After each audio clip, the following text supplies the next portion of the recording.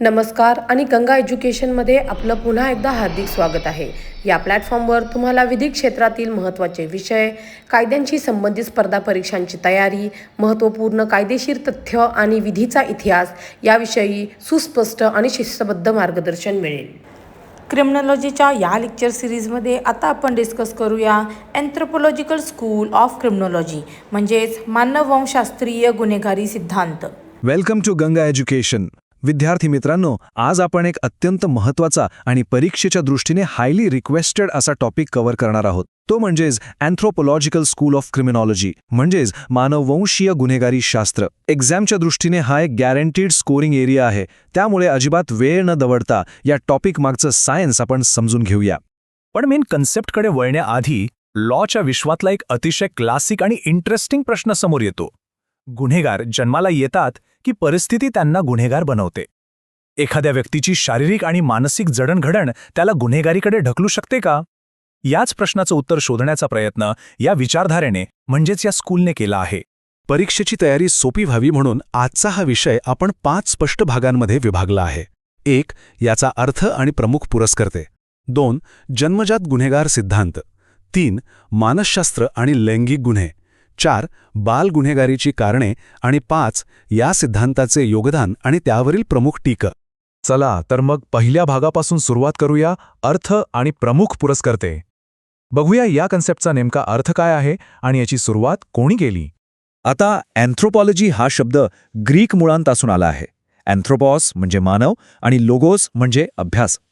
क्रिमिनॉलॉजीच्या अंतर्गत हे स्कूल माणसांची शारीरिक, मानसिक आणि जैविक वैशिष्ट्य म्हणजेच बायोलॉजिकल ट्रेट्सचा अभ्यास करतं. सोप्या भाषेत सांगायचं तर या सिद्धांताचं असं म्हणणं आहे की काही व्यक्तींमध्ये जन्मतःच काही शारीरिक किंवा मानसिक विकृती असतात, ज्या त्यांना गुन्हेगारीकडे वळण्यास भाग पाडतात. ही विचार प्रक्रिया कशी विकसित झाली हे एका टाईमलाईनद्वारे समजून घेऊया. 1800च्या दशकात सिझेरे लोम्ब्रोसो यांनी याची सुरुवात केली, ज्यांना क्रिमिनल मानववंशशास्त्राचे जनक म्हणजेच फादर ऑफ क्रिमिनल अँथ्रोपॉलॉजी म्हटलं जातं. पुढे 19व्या शतकात रिचर्ड राडा, पॉल गेभार्ड आणि निकोलस ग्रोथ यांसारख्या आधुनिक विचारवंतांनी शारीरिक वैशिष्ट्यांच्या पुढे जाऊन ॲबनॉर्मल सायकोलॉजी आणि लैंगिक वर्तनावर आपला फोकस शिफ्ट केला. आता येऊया आपल्या दुसऱ्या भागाकडे, जन्मजात गुन्हेगार सिद्धांत म्हणजेच द बॉर्न क्रिमिनल थिअरी. हा लोम्ब्रोसो यांचा अत्यंत वादग्रस्त पण महत्त्वाचा सिद्धांत आहे. लोम्ब्रोसो यांचा एक अतिशय ठाम युक्तिवाद होता की काही लोक गुन्हे करण्यासाठीच जन्माला येतात. त्यांचं हे कोट एक्झामसाठी खूप महत्त्वाचं आहे बरं का. काही लोक आदिम मानवांचे अवशेष असलेल्या ॲटाविस्टिक वैशिष्ट्यांसह जन्मजात गुन्हेगार असतात. याचाच अर्थ त्यांच्या मते हे गुन्हेगार उत्क्रांतीमध्ये मागे राहिलेल्या आदिमानवांसारखे असतात, ज्यांच्यात मुळातच हिंसक प्रवृत्ती असते. आता हे ॲटाविस्टिक स्टिग्माटा नेमकं आहे तरी काय? लोम्ब्रोसो यांनी या जन्मजात गुन्हेगारांना ओळखण्यासाठी काही शारीरिक वैशिष्ट्ये सांगितली, जसे की मोठे जबडे, बाहेर आलेले कान किंवा चेहऱ्याची असमानता. इथे परीक्षेच्या दृष्टीने एक महत्त्वाचा मुद्दा लक्षात ठेवणं गरजेचं आहे. ऐतिहासिकदृष्ट्या हे लिहिणं आवश्यक आहे, पण आधुनिक विज्ञान या शारीरिक वैशिष्ट्यांना पूर्णपणे अशास्त्रीय आणि कालबाह्य मानतं, हे नक्की लक्षात ठेवा. वेळेसोबत हा दृष्टिकोन कसा बदलत गेला ते पहा. जुनी विचारधारा फक्त शारीरिक आणि चेहऱ्याच्या रचनेवर टिकून होती, पण 20व्या शतकातील आधुनिक दृष्टिकोनाने हा फोकस शारीरिकवरून हटवून मानसिक विकृती आणि व्यक्तिमत्व विकार म्हणजेच पर्सनॅलिटी डिसऑर्डर्सवर वळवला. हा या सिद्धांतातील सर्वात मोठा शैक्षणिक बदल होता. आता पाहूया आपला तिसरा विभाग, मानसशास्त्र आणि लैंगिक गुन्हे. राडा आणि ग्रोथ यांसारख्या विचारवंतांचा हा मुख्य फोकस एरिया होता. काही प्रमुख मानसिक विकार आहेत जे गुन्हेगारी वर्तनाला चालना देतात. पहिला आहे सायकॉटिक विकार, जिथे खऱ्या जगाशी संपर्क पूर्णपणे तुटतो. दुसरा म्हणजे सोशिओपॅथिक किंवा अँटी सोशल व्यक्तिमत्व, ज्यामध्ये गुन्हेगाराला आपण केलेल्या कृत्याबद्दल कसलाही अपराधबोध किंवा गिल्ट नसतो. आणि तिसरा आहे सॅडिस्टिक प्रवृत्ती, जिथे इतरांना वेदना देण्यातून आनंद मिळतो. उदाहरणार्थ, एखादा सॅडिस्टिक बलात्कारी हा पैशासाठी किंवा भौतिक लाभासाठी नाही, तर याच मानसिक दबावामुळे आणि विकृतीमुळे गुन्हे करतो. पण या गुन्ह्यांमागे फक्त वैयक्तिक मानसशास्त्रच असतं का? तर नाही. या स्कूलने समाजात अस्तित्वात असलेले आणखीही काही मोठे घटक ओळखले. महिलांबद्दल शत्रुत्वाची किंवा आक्रमक वृत्ती, बळी पडणाऱ्यांची कमकुवत निर्णयक्षमता, लैंगिक असमानता आणि सामाजिक आर्थिक विषमता. या सर्वांना लैंगिक गुन्ह्यांची मूळ कारणे मानले गेले आहे. परीक्षेत अशी मूळ कारणे नमूद केल्यास खूप चांगले मार्क्स मिळवता येतात.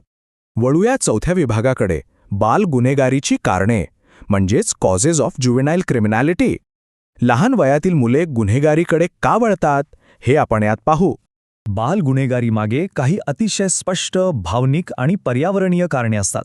मोडकळीस आलेली कुटुंबे, बालपणातील खराब वातावरण आणि योग्य नैतिक विकासाचा अभाव कोवळ्या मनांना गुन्हेगारीकडे आकर्षित करतो. पण या सिद्धांताचं सर्वात मोठं हायलाईट आहे मॅटर्नल डेप्रिव्हेशन, म्हणजेच मातृत्वाची कमतरता. जर सुरुवातीच्या वर्षांत प्रेम, काळजी आणि मातृत्वाची उणीव भासली तर मुले गुन्हेगारीकडे वळण्याची शक्यता अनेक पटींनी वाढते. आता आपण शेवटच्या आणि अत्यंत महत्त्वाच्या 5व्या भागाकडे आलो आहोत, योगदान आणि प्रमुख टीका. या सिद्धांताचं मूल्यमापन आपण इथे करणार आहोत. एकीकडे या सिद्धांताचे प्रचंड मोठे योगदान आहे. याने पहिल्यांदाच क्रिमिनॉलॉजीमध्ये मानसशास्त्र आणि मानसोपचाराकडे लक्ष वेधले आणि आजच्या आधुनिक क्रिमिनल प्रोफायलिंग आणि फॉरेन्सिक सायन्सचा पाया रचला. पण यातील त्रुटीही तितक्याच स्पष्ट आहेत. याने आपला फोकस फक्त लैंगिक आणि असामान्य गुन्ह्यांपुरताच मर्यादित ठेवला आणि चोरी, फसवणूक किंवा गरिबी यांसारख्या प्रमुख सामाजिक आणि आर्थिक घटकांकडे पूर्णपणे दुर्लक्ष केले. या सिद्धांतातील सर्वात मोठी आणि घातक त्रुटी म्हणजे त्याचं नियतिवादी म्हणजेच डिटर्मिनिस्टिक स्वरूप. त्याचा सरळ अर्थ असा होतो की जर जीवशास्त्रच तुमचं नशीब ठरवत असेल तर मग माणसाची फ्री विल किंवा स्वतंत्र इच्छा कुठे गेली. या सिद्धांताने वैयक्तिक निवड आणि आपल्या कृतीची जबाबदारी पूर्णपणे नाकारली. हा याचा सर्वात मोठा कमकुवत दुवा मानला जातो. या संपूर्ण विश्लेषणाच्या शेवटी एक विचार करायला लावणारा प्रश्न मागे उरतो. गुन्हेगारी केवळ जीवशास्त्रावर आधारित आहे की गरिबी, संस्कृती आणि व्यक्तिगत निवड एकत्र येऊन गुन्हेगार तयार करतात? यावर नक्की विचार करा आणि परीक्षेत याचे संदर्भ नक्की द्या. आजच्या या सेशनमध्ये एवढंच. लवकरच भेटूया अशाच एका महत्त्वाच्या लीगल टॉपिकसोबत. हे आहे गंगा एज्युकेशन. हे सत्र पाहिल्याबद्दल धन्यवाद. हा व्याख्यान उपयुक्त वाटला असल्यास कृपया लाईक करा, शेअर करा आणि गंगा एज्युकेशनला सबस्क्राईब करा. अशाच महत्त्वपूर्ण कायदेविषयक व्याख्यानांसाठी आमच्याशी जोडलेले रहा.